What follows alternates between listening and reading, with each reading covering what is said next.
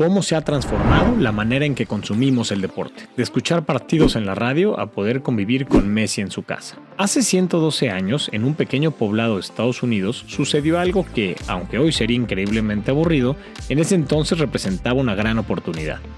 Con ello daba inicio lo que hoy, más que una industria multimillonaria, es de las principales herramientas de construcción de ánimo social que hay en el mundo.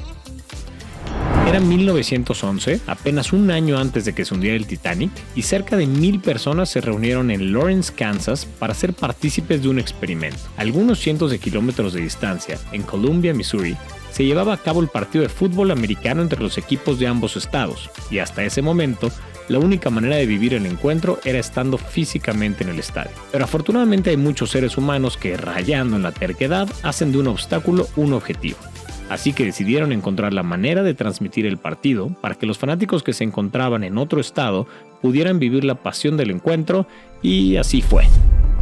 Western Union instaló un cable telégrafo desde el estadio, por medio del cual un grupo de personas que se encontraba ahí enviaba mensajes narrando lo que acababa de suceder al terminar cada jugada, utilizando un campo de fútbol a escala para mapear la acción. La gente de Kansas lo recibía y anunciaba en voz alta para que se enteraran los ahí reunidos, haciendo de esta la primera transmisión deportiva en la historia. A partir de ese momento, el medio empezó a evolucionar, pasando a transmisiones radiofónicas que obligaban a la familia o grupos de amigos a reunirse alrededor de un radio y escuchar la acción del encuentro deportivo, complementando con su imaginación lo que creían que pasaba en el terreno de juego. Si pausamos un momento, nos podemos dar cuenta que debió haber sido una experiencia increíble, íntima y 100% personalizada por la propia imaginación. Sí, soy muy cursi. Pero bueno, luego en la Feria Mundial de Nueva York en 1939 se lanzaría un aparato cuadrado con una pantalla cóncava que permitiría ver las imágenes que antes solo existían en la imaginación. Había llegado la televisión y se estrenaba con un partido de béisbol entre los Columbia Lions y los Princeton Tigers como el primer evento deportivo televisado en la historia. Llegó la próspera década de los 50s y luego la televisión a color en los 60s, y la cantidad de eventos televisados y de personas viéndolos creció exponencialmente. Pero otro importante suceso vendría para potenciar el crecimiento de las transmisiones televisivas del deporte, y por qué no decirlo, del deporte mismo: la capital mundial del deporte. En 1978, un oftalmólogo interesado en hacer carrera en el mundo del deporte y la televisión, de nombre Ed Egan, buscó al director de comunicaciones del equipo de hockey sobre hielo New England Whalers, llamado Bill Rasmussen, para proponerle hacer un canal, por cable, en el que solo se hablara del equipo y sus resultados. A Bill le gustaba la idea, pero estaba muy ocupado, hasta que un buen o mal día fue despedido del equipo. Al día siguiente, y con el coraje que caracteriza a un emprendedor motivado, invitó a su hijo al equipo, llamó a Ed, y aunque en ese momento menos del 20% de las casas tenían acceso a televisión por cable, fundaron un canal que no solo transmitiría los juegos de los Whalers, sino de todos los equipos del estado de Connecticut.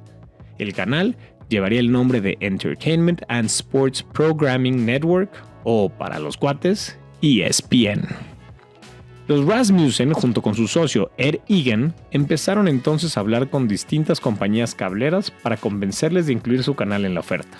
Su pitch era el de llevar contenido deportivo sobre los equipos locales a cada rincón de Connecticut, pero se dieron cuenta que había una nueva tecnología por medio de la cual ya se empezaba a transmitir televisión: la satelital, y que usando este medio podrían no solo disminuir sus costos, sino llegar a cada rincón del país, por lo que decidieron dar un salto enorme y apostar ahora por transmitir contenido de todos los deportes en todos los estados del país las 24 horas del día.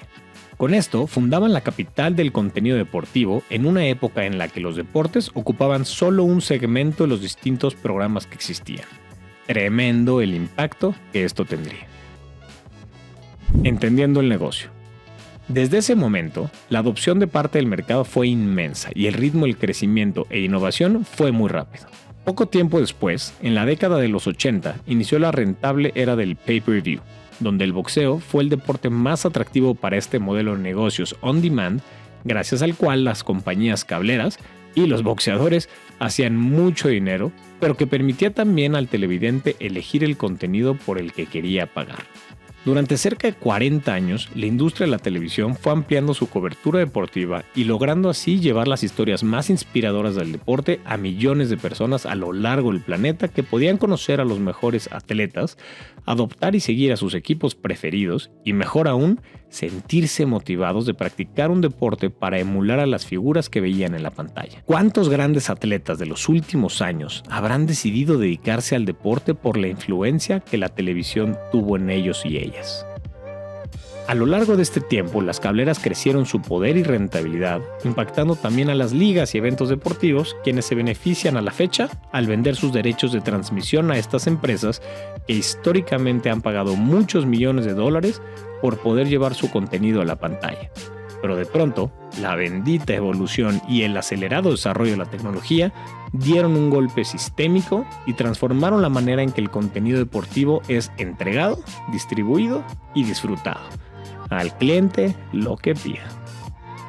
Evolución y obsolescencia. El Internet nació en 1983, pero nadie engañaría si digo que siempre fue igual de útil o práctico. Como toda tecnología, empezó siendo burda y perfectible, pero poco a poco fue mejorando hasta que tuvo la suficiente potencia para poder desplazar a la televisión y con ello cambiaron dramáticamente los hábitos de consumo. Son 4 los elementos principales que transformaron el consumo de contenido deportivo. 1. El auge y democratización del Internet. Hoy la velocidad promedio global del Internet es de 100 megabits por segundo, lo que significa que es 6.900 veces más rápida que la que había en 1995. 2. La popularidad y acceso a smartphones. Existen 6.900 millones de smartphones en el mundo, lo que significa que un 86% de la población mundial tiene uno en sus manos. 3. La construcción de plataformas de streaming. Existen más de 200 plataformas de streaming al día de hoy, siendo Netflix la líder del mercado con 232 millones de suscriptores pagados. 4. La pandemia por COVID-19. Sí, algunas cosas buenas nos dejó. El número de suscriptores a plataformas de streaming se quintuplicó derivado del confinamiento, mientras que una encuesta del Global Web Index mostró que el 46% de los hombres y el 41% de las mujeres en Estados Unidos declararon haber incrementado el tiempo que dedican a redes sociales. Pudieran ser puntos independientes o uno consecuencia del otro, pero a final de cuentas representan la razón por la cual pareciera ya no hacer sentido consumir deportes de la misma manera que antes. Hoy en día es más fácil, más rápido y más barato tener acceso a contenido en vivo de cualquier deporte o incluso a contenido grabado que, on demand, complementa la experiencia. Y una muestra de ello es que alrededor de 35 millones de casas han cancelado su contrato de televisión por cable. Más allá de la cancha. Las plataformas como Netflix, Amazon Prime Video y Paramount Plus han pisado el acelerador en la carrera por los ojos de millones de fans deportivos. Por un lado, han invertido varios millones de dólares en la producción de series, documentales y películas sobre deporte y deportistas, como el fenómeno logrado con la serie Drive to Survive, que además de nuevos suscriptores para Netflix, convirtió a la Fórmula 1 en el deporte mayor crecimiento actualmente, y por el otro, han firmado contratos por los derechos de transmisión de eventos en vivo, como los $10,000 millones que Prime Video pagó a la NFL para transmitir el Thursday Night Football por los siguientes 10 años, o el contrato de Paramount Plus para ser la casa de la Champions League. Hoy en día, el deporte no solo se disfruta viendo lo que sucede en la cancha, sino fuera de ella, tras bambalinas. Nuevamente, el ejemplo de Netflix con Drive to Survive o Breakpoint. Y es que a los seres humanos nos gusta tener contacto con otros seres humanos, lo aceptemos o no. Y poder tener dicho contacto con nuestros deportistas favoritos era casi imposible, hasta ahora. ¿Y hacia dónde van los hábitos de consumo de contenido deportivo? Un dato que nos hace pensar es que el 26% de los fans de la MLS consumieron más de 3 horas de contenido deportivo por semana que no era de partidos en vivo.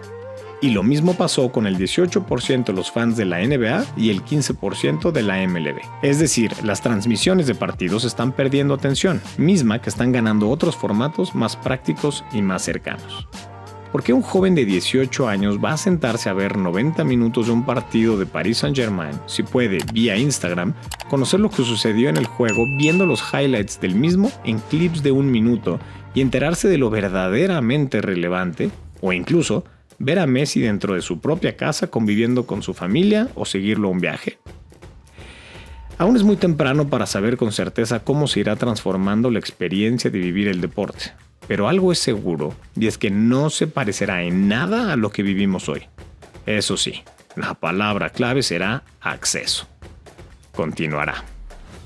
La opinión de Desde Vestidores. Vivimos en una época muy interesante, donde los cambios tecnológicos se dan cada vez más seguido, son cada vez más grandes e impactan cada vez más nuestras vidas.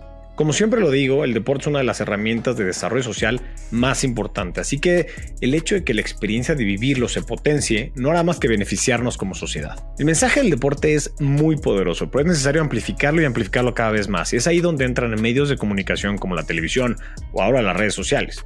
Pero ojo, la audiencia ya no va a ir a buscar el contenido teniendo que pagar lo que le cobren. Ahora es el contenido el que tiene que ir a buscar a la audiencia y ofrecérselo de la manera más barata, rápida y divertida y práctica posible. La sobreoferta de información en medio de la cual vivimos ha hecho que el tiempo de atención que le podemos prestar a una misma cosa se reduzca y se reduzca cada vez más.